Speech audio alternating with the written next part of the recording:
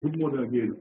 My name is Musa Loom. I'm the head of the Primary Health Care Program Unit at the Ministry of Health in the Gambia. Also working on this project we call the Maternal and Child Nutrition and Health Resource Project. So I'm going to give a presentation. I'm starting with the outline of the presentation. Firstly, the Gambia profile we presented. We present the Maternal and Child Nutrition and Health Resource Project objectives and project components. We'll also talk about the community RBF, also the apply to community health. That is the RBF principle, and also will be dealing with the RBF institutional setup. Then the community health structures, talking about the roles and responsibilities. We will also be talking about health facility and the community level indicators. These are the indicators we are buying from both the health facilities and the communities, and then the achievements followed by the lessons learned, challenges, and their communities. Okay, we have the Gambia here map. Indicating the 7 health regions in which we are operating in 5 of them. As the project goes on. The country profile. Gambia is one of the smallest countries in Africa with a population of 1.8 million and a total square kilometers of 11,000. The per capita income for average Gambian is $510, which is far below the African average of $1.255. It's $1,255. The poverty head count index is 48.4%. That's the upper poverty line, which is $1.25 a day, down from an estimate of 60.48%. The economy under this diversified economy with heavy dependence on rainfall crops. 2/3 of the population are farmers depending on rainfall. And we also have our imports for food security is about 50% of the food is being imported. Tourism also plays a major role in the income of this country. The crop production has been affected by erratic rains, giving rise to food and nutrition insecurity in the 5 health regions that we operate in. The population of which are 770,000 in 91,000 households out of the 7 health regions. In these communities we operate in, we have structures, very strong structures, and that gives us an advantage of introducing RBF into these areas. And there are 3 key structures I want to describe here. One of them is the VDC, which is called the Village Development Committee. It operates as government by the local government. It's responsible for all development work within the community. It has subgroups, such as the VCB, the traditional groups, civil society organizations. It also administers a body that can legally be contracted. Within the VDC, you also have the village health worker and the CBC. When we say CBC here, is the community-based companions. These are also people who work under the VDC to support the activities that they do. So the VDC is the governing body of the village, and this happens in each and every village in the country. Then within the VDC, you have several arms. One of the main arms is the village support group. This village support group, the commonly called VSG, is a subcommittee of the VDC. It's an initiative of the very community-friendly initiative. Its composition is about 3 men and 5 women. These are the guys who will work within the community to give all the support needed for the community. They are also responsible for health promotion activities. They are the key family practice, the recording of community referrals, and many other things that they would be doing at the community level. And they also will help promotional talks and advice to villagers. Within the region, we still have another group very important group. We call the multidisciplinary facilitation team.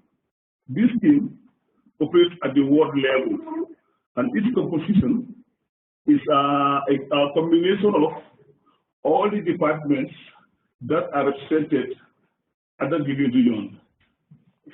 Staff are selected to be represented in the committees, in these teams. Their main function is to support the BBCs and VSTs and all the other village operatives in whatever activities they are involved in. Because as the name goes, it's a multidisciplinary facilitation team. So there are many disciplines between the team.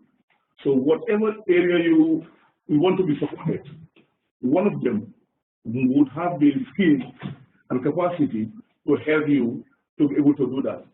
That's why it's called the multidisciplinary facilitation team. And they operate at the ward level, representing all the departments. That's another key group that we have at the ward level. So I think for now I will stop here, and my colleagues will continue from there. I'll pick up from where Musa has just stopped, and then I will be talking about the community RBF in the Gambia. And I think one of the reasons why we are having this webinar is to share our experience, with the rest of the world with regard to how Gambia is combining the supply and the demand side, especially doing community RBF. When we decided to get into the maternal and child health resource project, we did this is kind of a data-driven design. So the whole project is built on existing data, rapid assessments at household and facility level to understand barriers to better health outcomes. So a series of studies were commissioned. Among them was the women's role in production, consumption, and reproduction. 2, assessment of community nutrition and primary health care structures, out-of-pocket health expenditure, integrated family planning and community nutrition, and initial assessment of the maternal and child nutrition health resource community mobilization approach. So these were key studies that were done to feed into the design of the project. And then we also look at the epidemiology and the statistics that was prevailing by then in the country. And then we consulted the demographic health survey. No, by then there was no demographic health survey. Basically, the data that we got was driven from the multi-indicator cluster survey, which was done in 2005, 2006, and also the DHS of 2013 preliminary report and the World Bank development indicators. As you can look at the women and health indicators, the child health and nutrition indicators, there were some that had no change over the years that the studies were done. In some areas there were some improvements, but some data were deteriorating, and then in some areas definitely it was stagnant. It was based on this data set that we were able to choose the indicators that we wanted to work on, both at the health facility level and at the community level. The data-driven, the MCNHRP, which is, we have 2 sides here, and I think the world is used to having one side, which is the supply side. On the supply side, there was insufficient health funding, inconsistent infrastructure, equipment, and supplies, as well as poor training and motivation among health workers. Then we look at the demand side, which is the community side, which we call the community RBF. We realized that the cost of care and transportation, inadequate knowledge of appropriate nutritional practices, and healthy behaviors, as well as cultural constraints, emerge as obstacles to service uptake. Then we said that we need to intervene to, in a systematic and integrated manner, concurrently endeavoring to improve nutrition and health outcomes at individual, community, facility, regional, and national level. But I think the main purpose of this webinar is based on our community approach and how we went about it. So the bulk of our discussion will be centered around the community RBF. Then we look at the objective of the project and its components. The project development objective was to increase the utilization of community nutrition and primary maternal and child health services in the selected regions. It was supposed to run for 6 years, targeting 5 out of the 7 health regions. Musa already showed you the map of the Gambia, and these were the regions in which we were. When you look at the poverty level, these were the poorest parts of the country in terms of income and also in terms of health and nutrition indicators. And the area of our intervention covers almost 40% of the population. And we were implementing the project in 37 health facilities and 345 communities. All the communities that we were intervening were all primary healthcare and baby-friendly community initiative. The baby-friendly community is an initiative of the National Nutrition Agency. This is whereby, as Musa has earlier indicated, where we are working in selected communities where you have primary healthcare, and we choose 8 people, 8 women, 5 women and 3 men to be talking about health and nutrition. So these are the project components. You have the SBCC, and then you also have the supply side. As you can see on the upper left-hand side, the clinic where women are going, and then on the right-hand side you have women holding animals there, which I think are sheep. This is as part of the food and nutrition security aspect.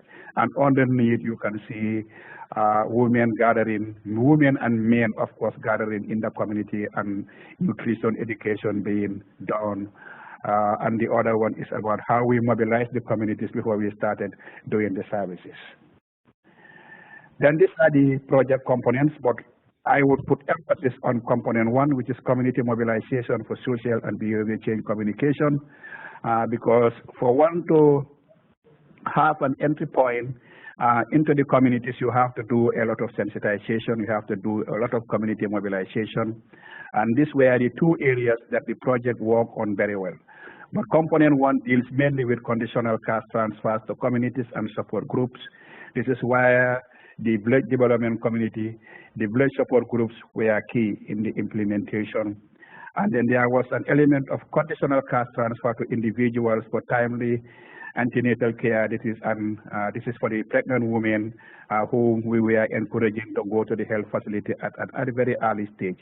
And then this was all underpinned by the social and behavior change communication.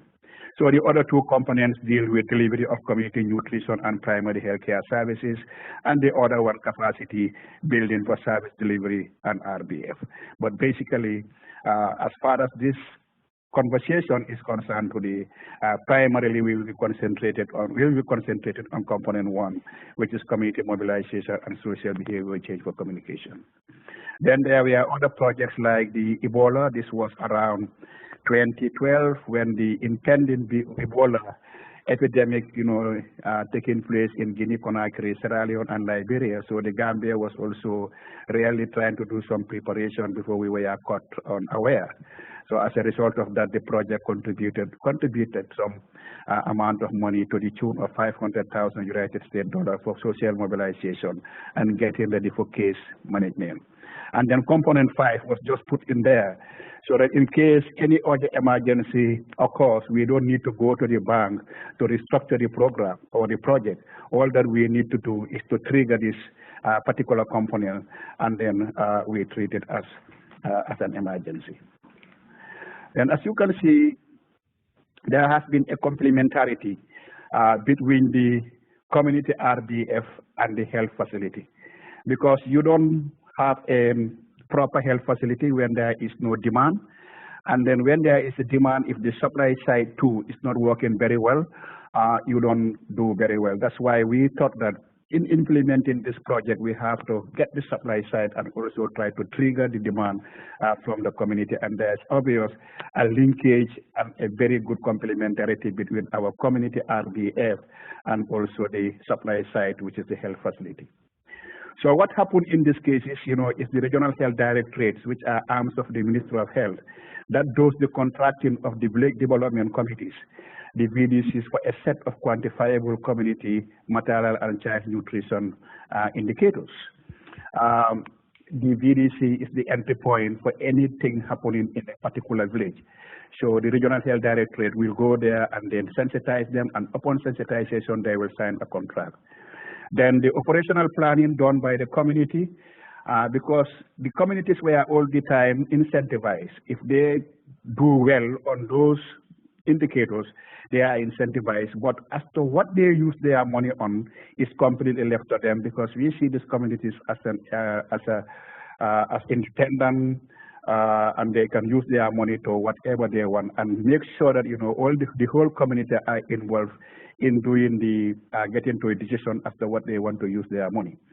And this is also trying to bring in some multi-sectorality into the project, because it's no longer Ministry of Health, the National Nutrition Agency, but we were using the Department of Community Development to work with the villages to conduct PRA, public approach appraisal, participatory rapid appraisal, whereby every member of the community, the men, the women, the youth, and everybody, so that they sit and agree on a set of sub-projects that they want to do in the village. So it goes like this: operational planning, contracting, implementation, verification, because before we pay them out the money, we go and verify whether they have actually implemented the sub-projects that they have put in their business plan. And then the last one is reporting and feedback, because once we collect this information, we don't just sit in the information, we go back and give them a feedback as to what we have found out in their communities. Then these are done through lot quality assurance surveys and routine data collection.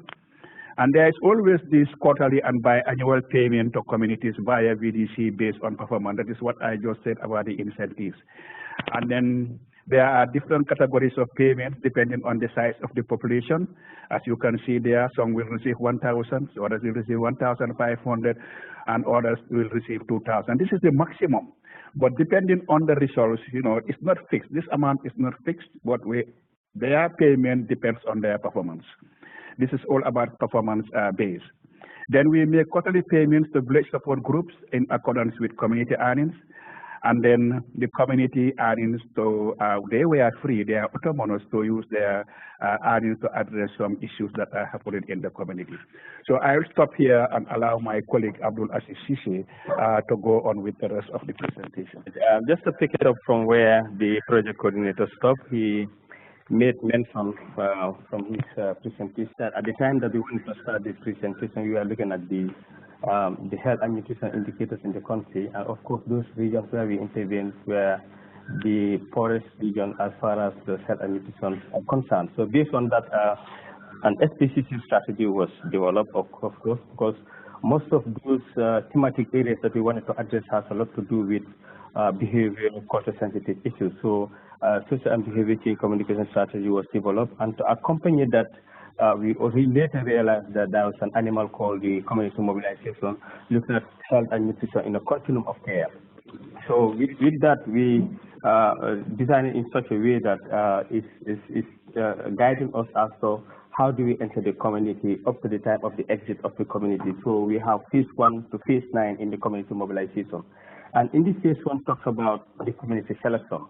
And in this community selection, because this were the forest region, and everybody at the time wanted to have this project in terms of improving the health and nutrition status of people, the National Assembly members, the politicians, the community themselves, the alcalos, the head of the village, everybody wanted to have this. So we said, selection of the communities becomes very critical, and we have to do it in such a way that it is fair enough. So public lottery was done, which was a randomized selection based on village proportions per region. Also, publicity of the selection criteria where the media were also done to make sure that it was a fair process, so that you will not select this community and a National Assembly member or a politician or somebody very important will come back to us and say why my community was not selected. So these are the processes taken in phase 1 to select any community. So in the phases we have some steps. From phase 1, of course, when we select the communities, we now enter the community. And how do we enter the community? Of course, there are some steps that we follow to make sure that we enter the community very well and everybody really know why we are in that community. And one of the steps, of course, in phase 2 was the preliminary meetings with the community leaders and elders, looking at the basic information on the project and the selection criteria, your expectation settings and negotiation for a village general assembly meeting for communication on the project. Because like I said, in the SBCC, we also design tools and materials that will help in the operationalization of the SBCC strategy. And part of those tools is the communication on the project, what the project is looking for, what are some of the indicators that we want to address, which are those indicators that the community will agree with the project in terms of its implementation. All those nitty-gritties were sensitized during the community entry in phase 2. When we come to phase 3 now, we are looking at the community assessment, trying to assess the VDC, because Musa mentioned some of those community structures that we work through at the level of the community. And in working through those communities, that will help in the implementation of the project. Of course, there will be a need to assess them to see their personality as to whether they can carry the function that will agree with the project or not. So we also do the community diagnosis using PRA, I've already mentioned about that, health and nutrition. And in the PRA, we also task those communities to come up with a 3-year action plan. And in the 3-year action plan, they will also itemize some of their priority areas, and they will also take the 3 most priority or the 6 most priority that they want to embark on if they start the project, start receiving their incentives. Then from phase 3, of course, we move to what we call the phase 4, which is the signature and the implementation of the contract. And in that, we put it in such a way that it becomes a public event. Because we don't just want to go to a community and only deal with the community structures, because the community structures are representing the entire community. So in this phase, we involve the entire community so that everybody in the community knows what we are agreeing with them as far as those milestones are concerned to improve their health and nutrition status. So that everybody will take it as your responsibility to improve health and nutrition status of your community, because we believe the primary producers of health is the individual themselves. So this public event was done to sign with us so that we all agree that this is really what we agree to do with the project. And of course, from there we have the community sensitization using the SBCC tools. Like I said, in the tools we have it in the form of a flip chart where we discuss with them all the thematic areas, how do you go about it, how do you sensitize and segment your population with regards to those indicators that we agree with them, and who is going to do what, and the responsibility of every member in the community. Then we move now to phase 5, which is capacity building and monitoring. Because we task them to work on certain milestones, so we're able to improve their health and nutrition status, and upon doing that, incentive is paid. So we feel that we need to train them on the community mobilization approach and also the SBCC strategy to have that managerial skills to be able to deliver this on behalf of the project using the community structure. Mentoring also monitoring was done, mentoring and coaching along the way, like the MDFT also Musa mentioned. They were trained, and these people also go and start coaching and mentoring the community structures such as the BDC and the PSD to be able to carry out their task. So that capacity building was done at the level of the ward, at the level of the community structure, and also the community as well. Then we move to the phase 6, which is the quarterly assessment of the community contract and signature of a new quarterly contract. So now we have all these things. Now we've signed the contract. Now we need to monitor those contracts and sign those contracts. And part of that was done. Quarterly contract assessment was done. Assessment template was developed as a tool. We also use the LQAS, like Safal mentioned, the director, is the Lot Quality Assurance Survey. There's also a tool that we developed, we call it the Client Patient Satisfaction Survey, and the most significant change. Because with all these phases, now we started implementation, we started seeing mass improvement as far as the project is concerned. And some of them, we realized that it was so important, and we regard them as the most significant change stories. So we started documenting some of those MSC stories, and which we'll come to later, because there's a slide that talks about looking at how the community was before, how they started, and how they were motivated to start, and when they started, what were the obstacles, and the rest of it. We'll come to that. Then we move to phase 7, RBF payment.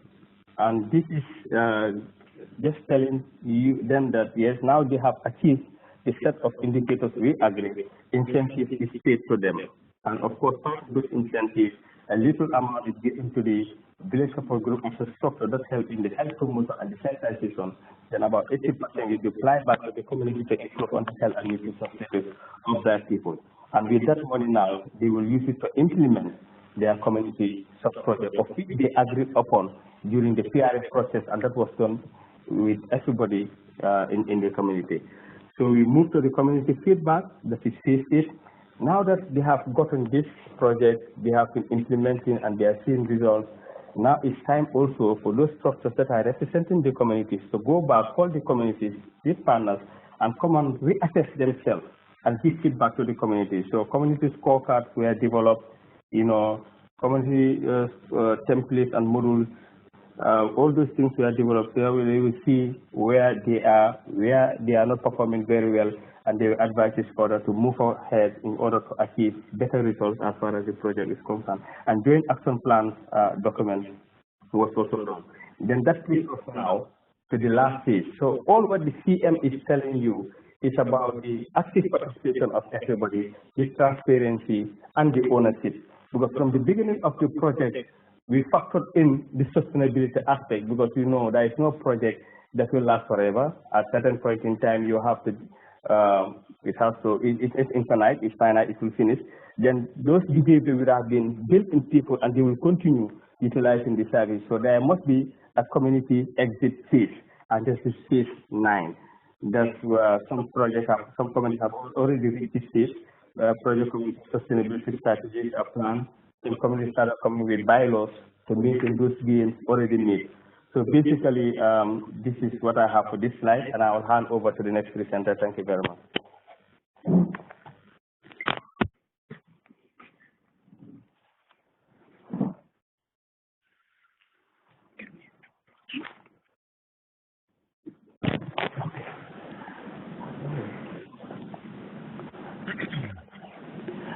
Okay, thank you, Abdul Aziz.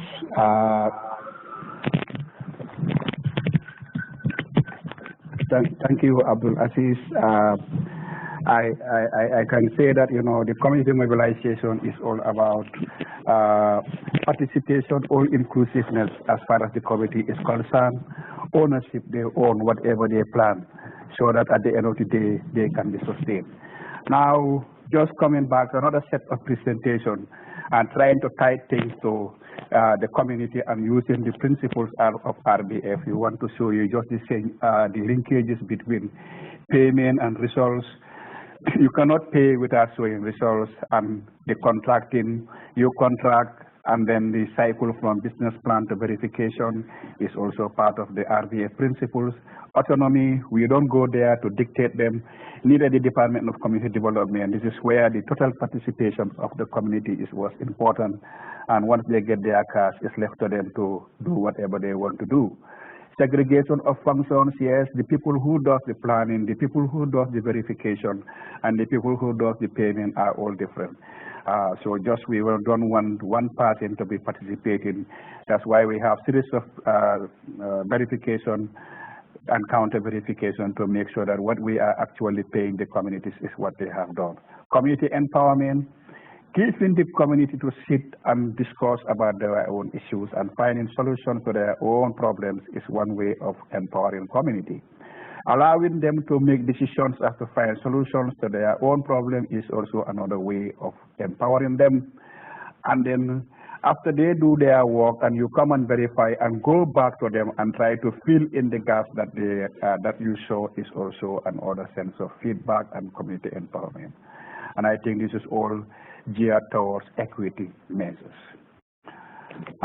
Just to show how this verification, the contracts are being done, the National Nutrition Agency was not responsible, but it's the Regional Health Directorate that contract the village development committees because they live in the same area. And then when it comes to supervision, it is rather the Ministry of Health and the Regional Health Directorate that the regional task force, the multidisciplinary facilitation teams are the one who does the, and also the health facilities who does the supervision. And then when it comes to verification, it's normally the National Nutrition Agency that does the verification for the health facilities and the village development committees. Well, some of these assignments were also delegated from people. So this is just showing the institutional arrangements in terms of contracting, supervision, and verification, and also try to buttress the fact that there were separations of functions.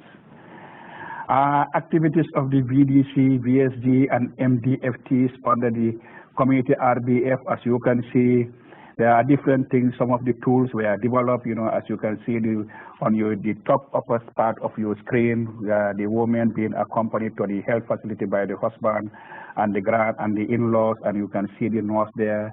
And then VSGs conducting SBC sessions. These are one of the most interesting parts of this project, where local women and also men sitting around using infographics and talking to their fellow men and doing some nutrition and health education and try to explain this as if these are people who have passed through college or university. I think is one of the most interesting and everlasting things that we have ingrained into these communities. On the left-hand side there, you can see a couple of your women and men sitting around trying to strategize as to how to do some of the the master training, the step-down training, and the development of the tools. And then you can see all those things that are inset there, a village gathering, and then a particular woman giving out nutrition or trying to demonstrate how to use the flip chart, and also a man standing in front of women demonstrating how to use the flip chart. So this shows that we were not only dealing with women, but we are dealing with the entire community. These are some of the indicators that we were buying from the health facilities. Since our main point area of concentration is on the community bit, we will just look at this. The health facility were primary care, and I think it was 10 of them. Both for women, outpatient, inpatient, skilled delivery, postnatal, referral of neonates, and family planning, which is still an issue in the Gambia, vitamin A and the women. And at the health facility level, these are the secondary ones. They were dealing with deliveries, complications, cesarean, postpartum, newborn, and modern family planning. But these were the very ones that we were trying to tweak at the level of the communities. These were indicators based on the epidemiological evidence and the assessment that we did, and where we found that things need to be really worked on as far as the community aspect of RBF was concerned. And it's basically deal with women, knowing about the risk factors of pregnancy, women talking about the advantages of exclusive women, mothers talking about two practices which are good for complementary feeding, and also mothers being able to talk at least 4 recommended food groups, women consuming themselves, first recommended food groups. This is about the diversity of foods, women with improved sanitation,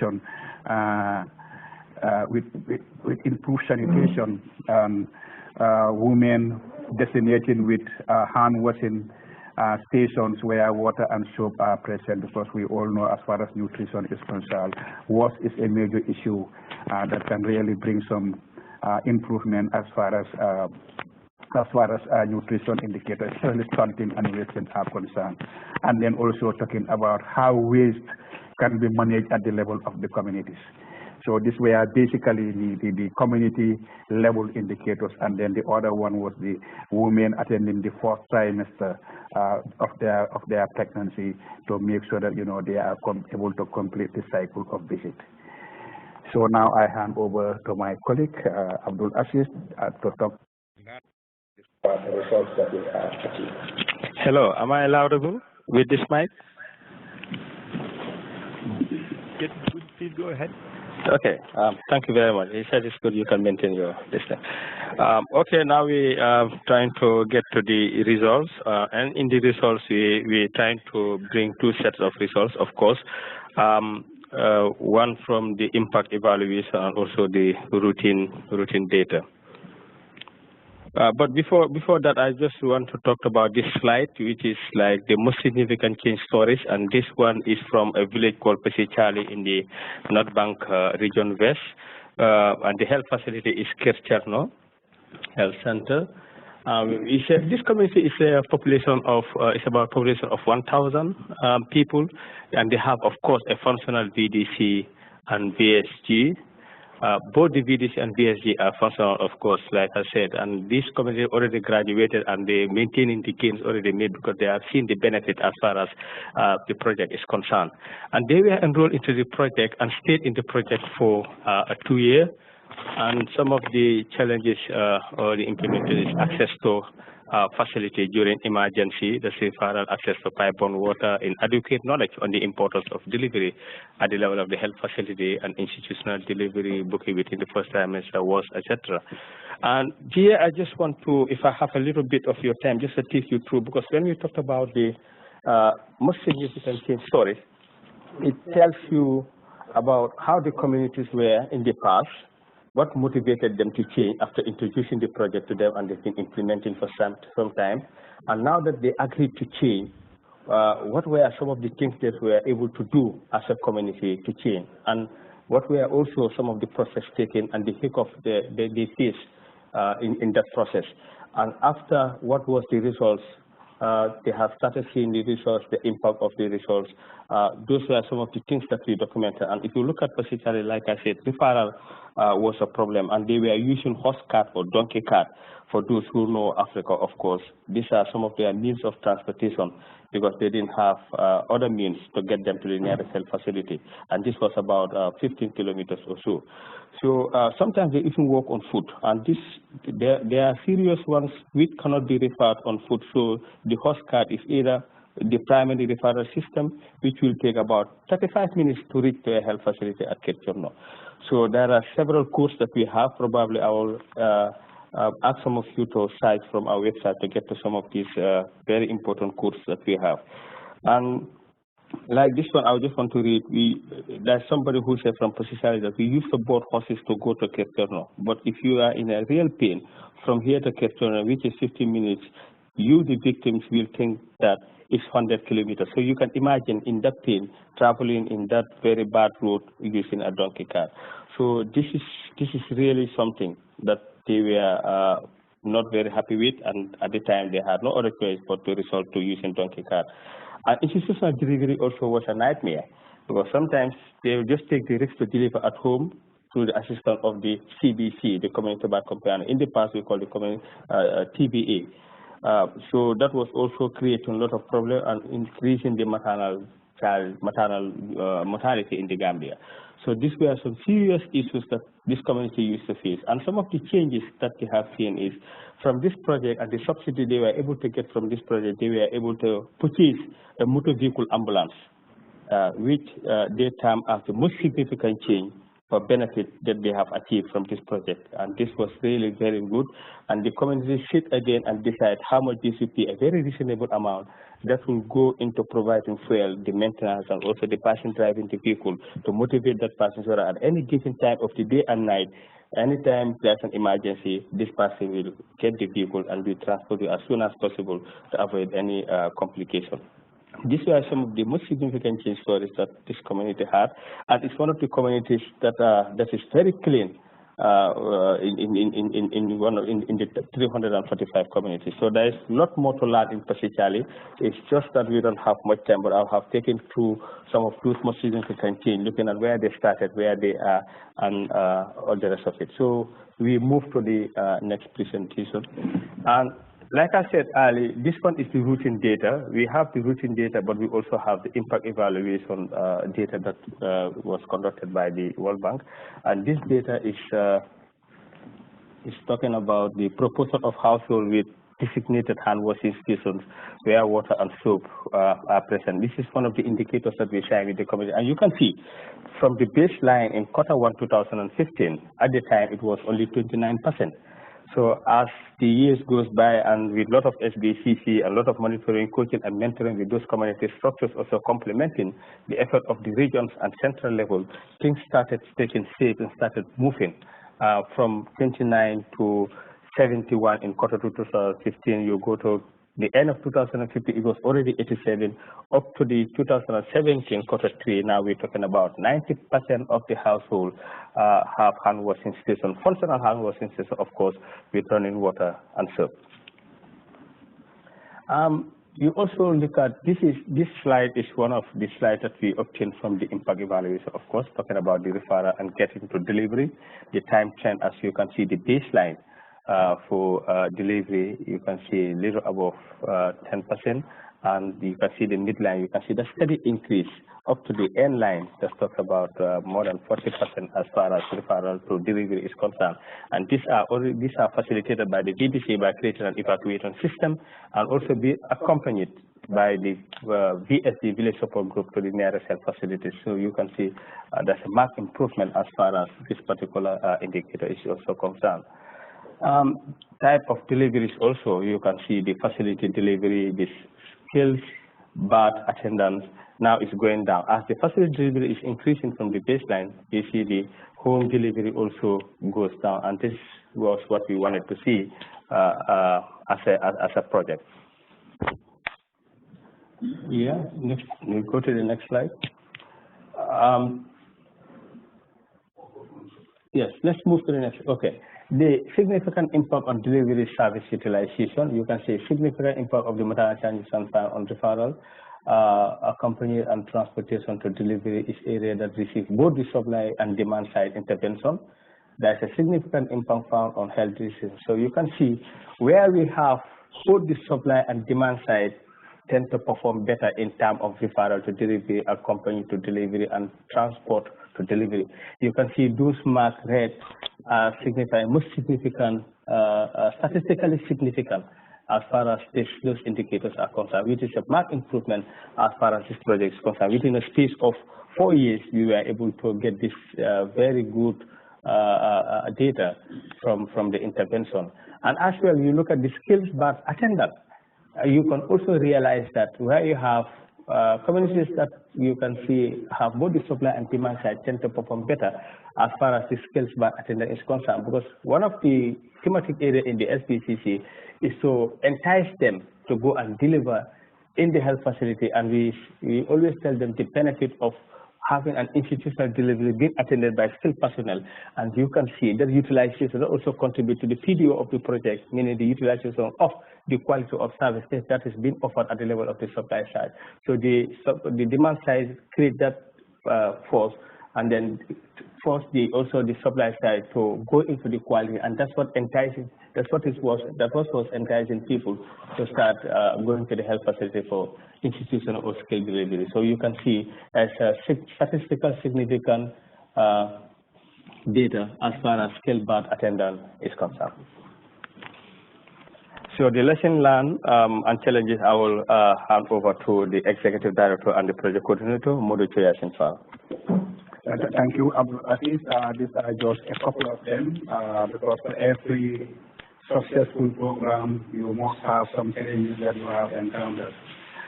One of the challenges is that, in the Gambia, which is a typical third world country, there is a high level of illiteracy in the communities. Our main target group, who are the women, tend to suffer more from this high illiteracy. So for them also, for the communities to be able to do some record keeping, it was kind of a little bit of challenge. 20% incentive for BSGs led to reluctance of non-involvement of some community members in the implementation. This is always the case where money is involved. Some people will try to say, okay, these are the people who are being paid, so obviously they are the ones who are going to do the work. But this is not applicable to all the communities. This happened just in a few selected communities, and then we want to highlight it so that in future we find a way to go about it. Most of the BSGs, because this is a voluntary work, they were not able to. They find it difficult to effectively implement the community mobilization and the social and behavior change community strategy. So these were some of the challenges, and then the next one I think is about lessons learned. Yeah, for the lessons learned, I think we have a couple of them. Is I think 4. As alluded by the previous speakers, we definitely found the complementarity between the supply and the demand side. They tend to complement each other. because this study was an impact evaluation. We look at the four arms where you have the supply only and where you have the combination of the supply and the demand. The results tend to be far better there. And as alluded by Abdul Aziz when he was showing the results that we got from the project. Creating an enabling environment that supports the operations of the VDC and VSG lead to improved performance. Why Musa in this project? Musa is the coordinator of the primary health care, and we have known over the years that, where you have the VDC, it's always easier, to have the VSG to work through that governance structure. So the part of the plan of the government of the Gambia is to scale up primary health care as part of our universal health coverage. And as we scale up primary health care, we will also be scaling our baby-friendly community initiative through which we have the VSGs. Then communities that have regular CH monitoring and coaching tend to perform much better than communities that are not frequently visited by the community health nurses. The community health nurses are responsible for a cluster of villages. The more they do monitoring and supervision, the more the communities adhere to some of the advices and do some of the work. Training complemented by follow-up mentoring and coaching of village health workers helps to sustain performance and community gains. And I think this is universally known throughout the world. But just to finish I just want to finish it with this comment. There are still ongoing analysis with regard to the community aspect, the impact evaluation. It was just a few of them that the evaluators, that is the bank and the University of California were able to come up with, but we still insisting that they need to do a lot more impact evaluation, and this is something that we can take on with some other colleagues. And also to let you know that 2 weeks ago we were in Washington, where we met with the World Bank people to share our results, and definitely they say that this also the Gambian experience, especially the community part of it, will add to the body of evidence that have been started being gathered around the world. So this is what the government, the people of the Gambia, population 2 million, have to share with the rest of the world. Thank you very much.